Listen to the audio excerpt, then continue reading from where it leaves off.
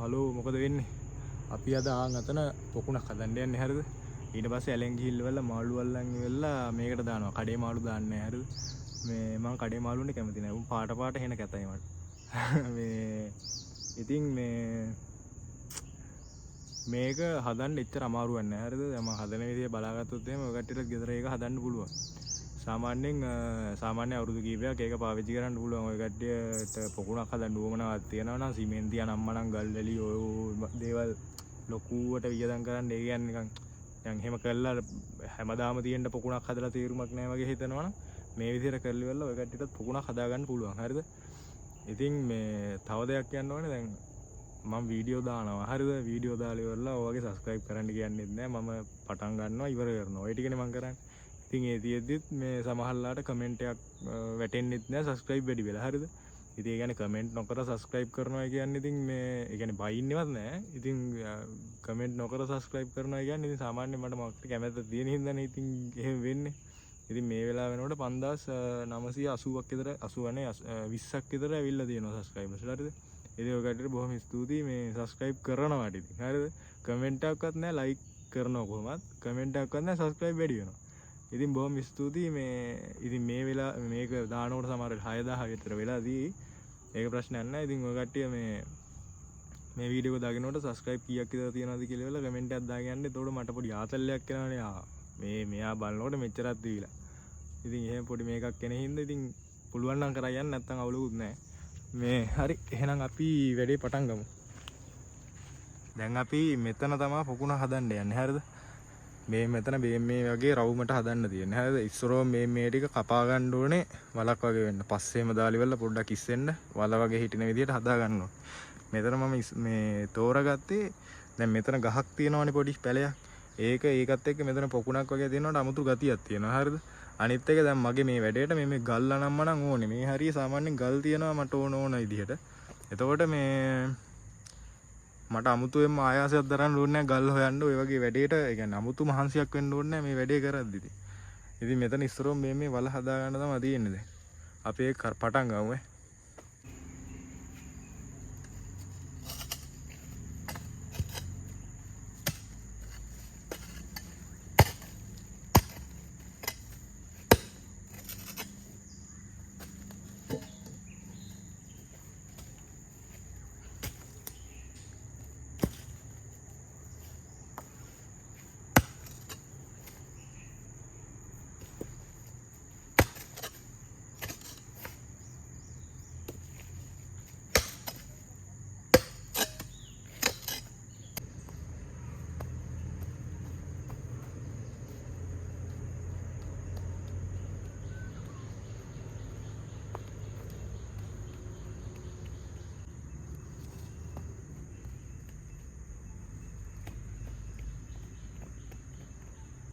දැන් මේක හදන්නේ අපි මේක ඇතුළට ඉටි රෙද්දක් දාලා ඉවර වෙලා ඒක වටේට ගල් තියනවා. හරිද?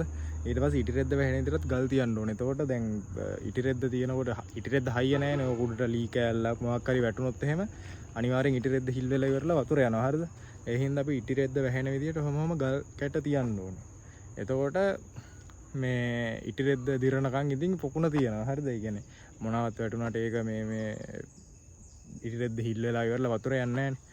ඉතින් දැන් මම මේ තැන බලලානේ ගියේ ඉස්සරෝම මෙතන හදනවා කියලා හිතාගෙන ඉටි රෙද්ද කියන්නේ. ඉතින් දැන් මම ගෙනාපු ඉටි රෙද්ද ගන්නට මෙතන හදාගත්තා. හරිද? මීට වැඩිය යටට කපන්න පොඩ්ඩක් පුළුවන් නම් හොඳයි අඩි භාගයක් විතර. ඒ වුණාට කපන්න බෑ ගල තියෙනවා. හරිද? දැන් අතන අර තියෙන්නේ මේ ටිකේ විතර තිබ්බ පොඩි ගල් කැට. ඉතින් ඒ ගල් ටික ගත්ත හැකි අපිට වටේට එහෙම ලස්සනට තියන්න. ඉතින් අපි දැන් ඉටි රෙද්ද දාගෙන ගල් ටික තියාගෙන ඉවරලා මේක පොකුණක් විදිහට හදලා ගමු.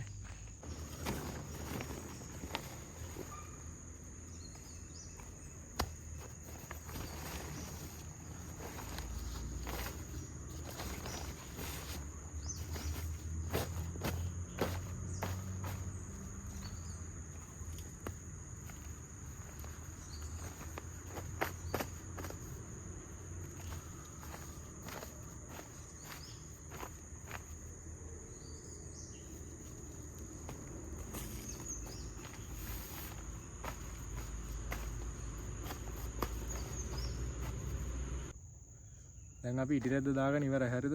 දැන් අපිට තියෙන්නේ මේක උඩින් කොහොම ගල් පෙලියක් වටේටම තියන්න ඉස්සරෝම. ඊට පස්සේ මේ ඉටිරෙද්ද පැනලා තියෙන ටික ගලින් එළියට පැනලා තියෙන ටික කොහොම කරලා කපලා දාන්න තියෙන හරිද? එතකොට ආ ඉටිරෙද්ද පේන්නේ නැහනේ. ගල් ටික තියලා ඒක කරන්නේ ඊට පස්සේ දැන් ගල උඩට ඉටිරෙද්ද උඩට ගල තියවිච්චාම ආ එහාට ඉටිරෙද්ද ඇදිලා යන්නේ. හරිද? ඊට පස්සේ තියෙන්නේ මේ ඇතුළට හැමතැනකටම පැතලි ගල් වගේ ඒවා තනින් තන මේ ඉටිරෙද්ද වැහෙන විදිහටම තියලා දාන්න තියෙන්නේ. එතකොට ඉටිරෙද්දට ආරක්ෂාව තියෙනවා. එතකොට ඉටිරෙද්ද හිල් වෙන්නේ නැහැ. මොකක් හරි වැටුණත් මොකක් හරි දෙයක් වුණොත් එහෙම ඉටිරෙද්ද හිල් වෙන්න අවදානමක් නැහැ නේද ලොකුවට. එතකොට මේක ඉටිරෙද්ද දිරනකම් අපිට පාවිච්චි කරන්න පුළුවන්. හරිද? දැන් අපිට තියෙන්නේ ඒ ටික කරන්න තමයි. අපි එහෙනම් ඒකත් පටන් ගමු.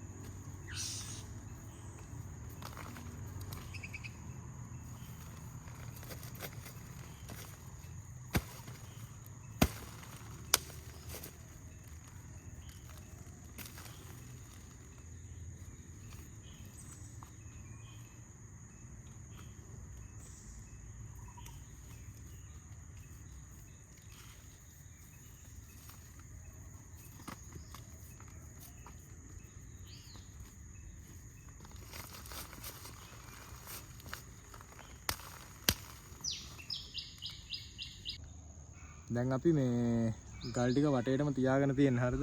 මේ ගල් තියනකොට ඔය කට්ටිය කරනවා නම් අනිවාර්යෙන් මේ ගල් ටික හොදලා ගන්න. හරිද? ඒ කියන්නේ දැන් ඔය ගලේ මඩ තියනකොට ඒවා ටික ආයෙත් පොකුණට යනවනේ. ඒක හරියන්නේ නැහැ. දැන් මට මෙතෙන්ට වතුර ගන්න පොඩි ප්‍රශ්නයක්. ඒ කියන්නේ වතුර ගන්න ටිකක් දුරයි.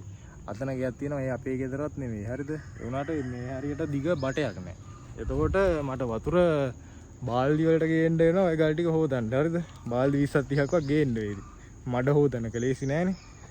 මේ හින්දා මං ගල් ටික එහෙමම තිබ්බ. හැබැයි ඇතුලෙන් දැන් තියන්න හදන ගල් ටික ඔක්කොම හොදලා තියන්න ඕනේ. හරිද? එතකොට මේකට වතුර දාපුවම මඩ වෙන්නේ නැහනේ. නැත්තම් ඒක මඩ වෙනවා ඉතින්. ඒ මඩ වුණා ප්‍රශ්නයක් නැහැ. ඉතින් ඒක යටට බහිනවා. ඉතින් දවස් 3-4ක් යයි. ඒකයි තියෙන අවුල. දැන් අපිට තියෙන්නේ මේකේ මේ ඇතුලට ගල් ටික තියන්න. හරිද? ඇතුලට ගල් ටික තියලාම මේ ඉටිරෙද්ද වටේ ටික කපලා දාමු. ඊට පස්සේ තියෙන්නේ වතුර දාලා මාළු අල්ලලා ඉවරලා ගෙනත් දාන්න තමයි. අපි ඒකත් පටන් ගමු ඉක්මනට එහෙනම්.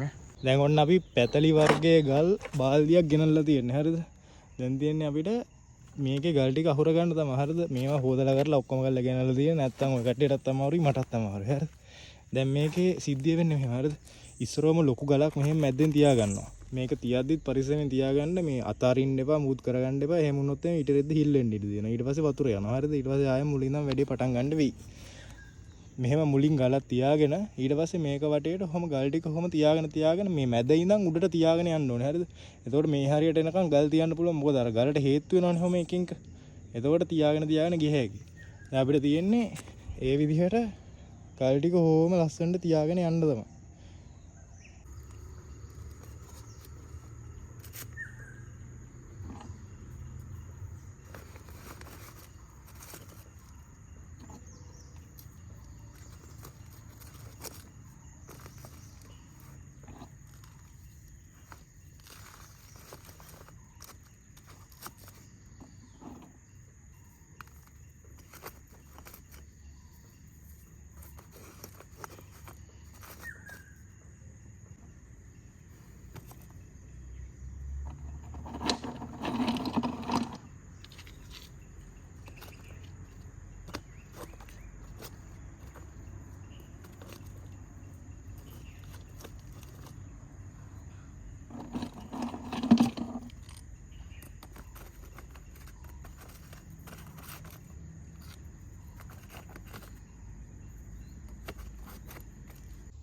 කොහොම හරි ගෙනාපු ගල් බාල්දි ඉවරයි. හරිද?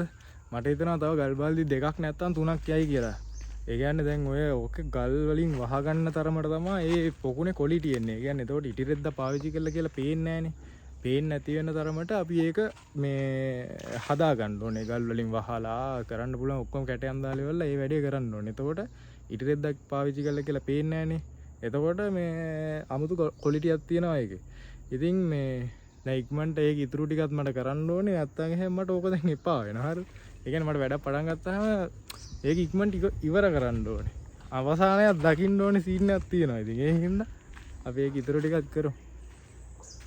ඕන් අපේ වැඩේ දැන් සෑහෙන දුරට ඉවරයි. හරිද? දැන් තියෙන්නේ මේ කොළ පාටට පේන දැන් චූටි චූටි ගල් කැට දාලා ඉවරලා වහන්න තමයි. හරිද? ඊට පස්සේ දැන් මේකේ ආයේ මේ ඉටිරෙද්ද වටේට කපලා මේ ගල් කැට වලින් ලස්සනට හදන්න ඕනේ. දැන් මම මේකට ගෙනාපු එක වගේ සෑහෙන මේ භාගයක් විතර දැන් මේකේ තව තියෙනවා. ඒතකොට ඒ ටිකෙන් මේක හැදුවේ හැකි වටේ. ඊට පස්සේ තියෙන්නේ මේකේ අර කොළ පාට පේන දැන් ටික වහලා වතුර පුරවන්න තමයි. ඒතකොට මේක සංඝ සම්පූර්ණ පොකුණක් වෙනවා ඉතින්. ඒ ටික කරමු එහෙනම් අපි ඉක්මනට.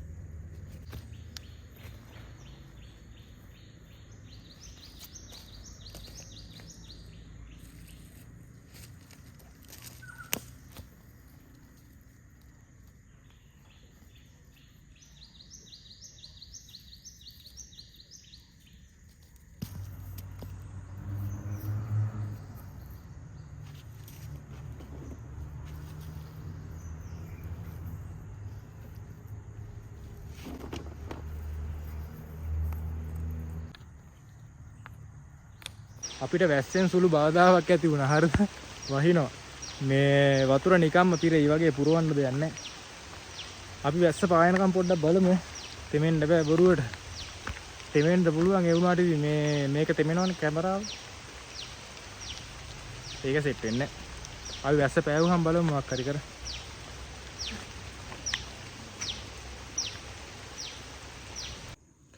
වැස්ස නම් පෑවුවා. හරිද? දැන් මේකේ අර මේ කොළ පාට වගේ පේන ඒවා සම්පූර්ණයෙන් මට වහන්න වෙලාවක් නැහැ. මොකද මේ වැස්සත් එක්ක වැස්ස ඊට පස්සේ දැන් ආයෙම මේක කර කර ඉන්නකොට වැස්සොත් එහෙම මේ වැඩේ මෙතනින් අපරාධේ මේ තේරුමක් නැති වෙනවා. ඒ හින්දා මම ඒක වහන එක මේ ගැන අවධානය යොමු කරන්නේ නැතුව දැන් මේකට වතුර පුරවලා මාළු ගෙනල්ලා ඇලට ගිහිල්ලා මාළු අල්ලගෙන එන බලනවා. හරිද? ඒ හින්දා මේ වකට්ටි කරනවා නම් ඒ ඉතිරෙද්ද පේන්නේ නැති වෙන්නම කරන්න. මට ඒකට දැන් වෙලාව පින් කරන්න බෑ ඉතින්. අපිට දැන් තියෙන්නේ මේකට වතුර පුරවලා මාළු අල්ලන් එන්න තමයි ඇලෙන්. එහෙනම් අපි මේකට වතුර පුරවලා මාළු ඇලෙන් අල්ලන් එමු ඉතින්.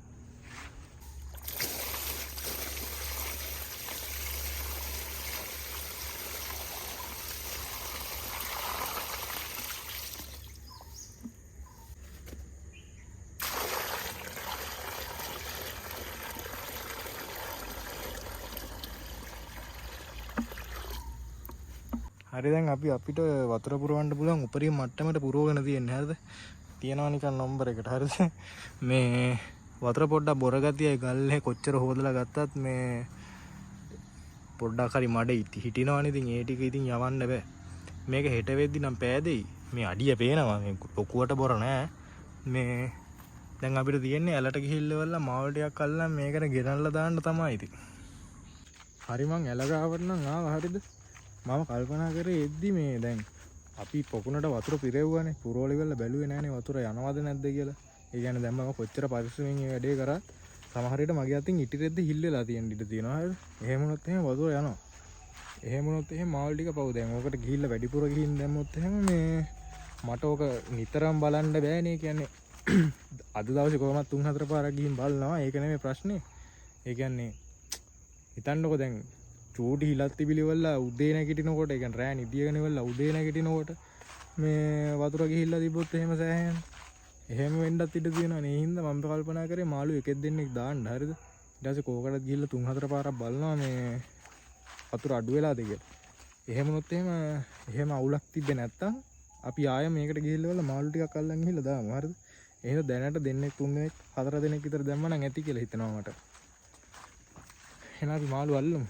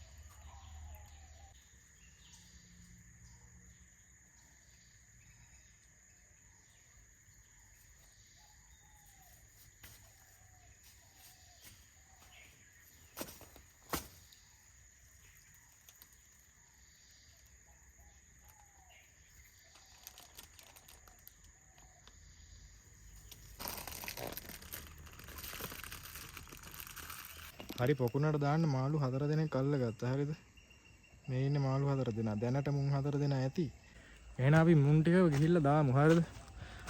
මේ ඊට පස්සේ ඒ කියන්නේ පොකුණේ අවුලක් තිබ්බේ නැත්නම් ආයෙම අපි ඇලට ඇවිල්ලා මාළු ටිකක් අල්ලලා ඉවර වෙලා ඒ පොකුණේ පැලයක් එහෙම හදලා පොඩ්ඩක් කැටයමක් දාලා ඉවරලා ගමු. හරිද? තාම ටෙස්ටිං පාරක් කියන්නේ පොකුණ සාර්ථකයිද කියලා. එහෙම නැති වුණොත් එහෙම මාළු පවුනේ. ඒකයි. ඒ කියන්නේ මට එහෙම හිතා දාන්න කරන්න බෑ ඉතින්. ඒකයි තියෙන එකම ගැටලුව. හරි එහෙනම් අපි මේ 4 දෙනාව ගිහින් දාමු. හරි පොකුණ නම් අවුලක් නෑ. හරිද? වතුර තිබ්බ ගානටම තියෙනවා.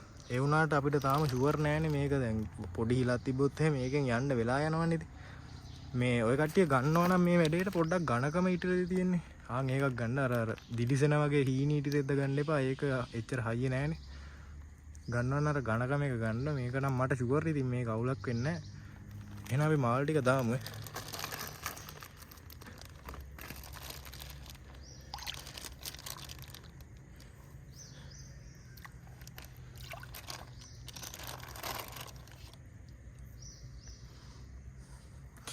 මම කොහොමම තියලා තියෙනවා උන්ට මේ යන්න දීලා.